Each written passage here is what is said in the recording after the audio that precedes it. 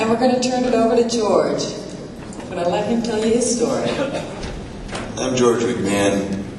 I'm really not going to tell you a lot of story. I'd really like to convert now to what we're here doing, trying to convince people that what we found out by ourselves, you are finding out scientifically. Look, when I got my first joint, it wasn't my first joint, my first medical joint. It was 1988. I got it from a health worker. I was in a hospital. They said, you got 5 hours, bud, and I've got tubes to eat, tubes to sleep, tubes to wake up, tubes to breathe. He said, you know, you don't have very much time left in your life. Have you got all your paperwork done? I called my wife and told her to come get me. But what's wrong with me is symptoms. I don't have anything you can name. I'm a biologically sound example of a human being. But like every one of you out there, I've got a little bit difference in my DNA trail. Excuse me, at one point I didn't get a protein. So everybody tried to treat that. In my life, it's been a combination of treatments and drugs. So what I ended up with by 1988 was a pretty cobbled together body that thought it could do anything, but was slowly getting taken apart with drugs and treatment in it. And in the end result, I came down with TB of the kidney. I know I heard TB mentioned this morning, but thank God for marijuana, I'd have been dead at 3 if I had. I came down with TB of the kidney. They know now. I had it when I was born. So you had all of these facts up, and I'm taking 17 drugs a day.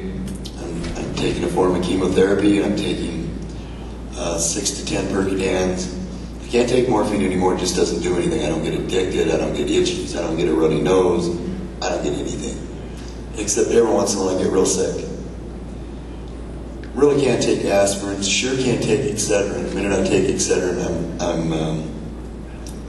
well, excuse me for the grossness of thought, but you could hook me up and you'd think it was tomato juice. So, you know, I'm finding these things out, my doctor's finding these things out. Guess what he did?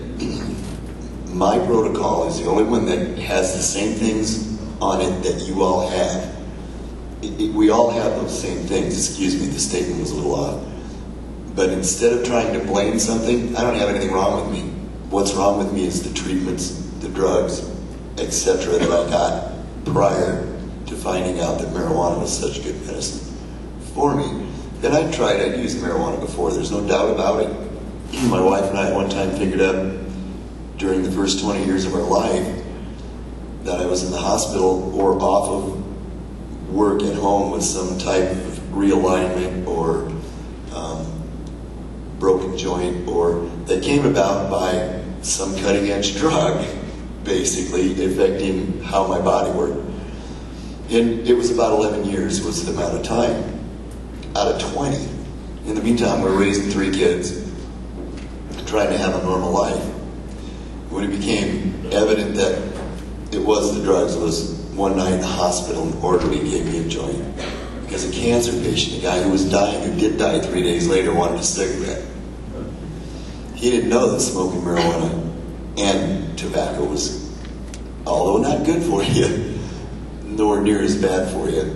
And so he'd been just a tobacco smoker. I smoked them both. I lived, he died. But we switched that night. And I hadn't eaten in about 6 weeks, I think. So I said, I'm taking 17 pills a day. I went home 10 days later. I tried to go home that night. That night I immediately ordered food. They had me hooked up. I was intravenously being fed. Hadn't slept in over a month. I'd lay there. They'd try to catch me asleep. And they couldn't. So I'm in pretty bad shape. That night, first thing I wanted was food. I wanted to eat. The next thing I was asleep for about 3 hours, and all of a sudden I woke up, I was hungry again. I don't think anything else in the world could have woke me up except I was hungry. So, as I progressed, I needed a doctor. There wasn't anybody else. There was no diagnosis for me. I'd been through a lot of hospitals. It seemed to me every time I went to the hospital, it got worse. The hospital would just find another hospital to send me to and say, this guy's getting worse right in front of us and we can't stop it. Well, thankfully there was enough healthcare workers and not lawyers running all of the hospitals that they began to catch these, for lack of a better word, mistakes. You know, it was simply somebody's misunderstanding of my problems. And they began to catch them, and guess what? I stopped going to the hospitals. When I was released the last time, it took 2 years and 500 letters to find a doctor that would agree to continue monitoring my condition. They had no idea what the condition was. Guess what? I don't have a condition. They gave it to me.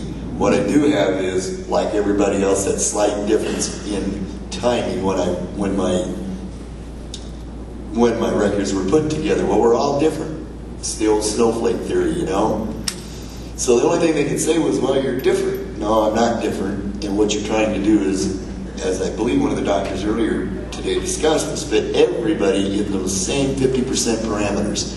But only half of us are ever going to fit. We need to widen the parameters, not narrow what we're going to allow people into. And anyway, at that point, released from the hospital, the marijuana cigarette, I was still 2 years away from getting the marijuana from the government. But we applied. During that 2 years, they insisted that I had to quit again so my doctor would know that I wasn't lying to him. He gets me out of a university hospital. He sees what I'm like when he gets me, sees me get better, and the government has the nerve to say to him, the medicine man, me, the lawyer, am telling you how to treat, and so you got to see it for sure to know. He said, but I have seen it, I know. He said, no, you got to see it again, because that's the way it works in the law. And I'm pretty sure a lot of the health department folks here that are working in health and have had to deal with the health departments, NIDA, etc., know that feeling that I got to do it again just because some lawyer doesn't understand. That doesn't make sense. But they did it again. So at the end of about 6 months of complete abstinence, I took just the pills the doctor gave me. I'm back to 17 pills. I'm in worse shape than I was. Probably, I don't want to, of course, say I was in worse shape than I was in Iowa City because I was still on my feet. But I'm back to pretty bad shape again within that 6 months. Got the marijuana on a Friday, smoked 1 dose on Friday night, got up Saturday morning and flushed all the pills down the toilet, and I don't take any pills. No antibiotics, no pain pills.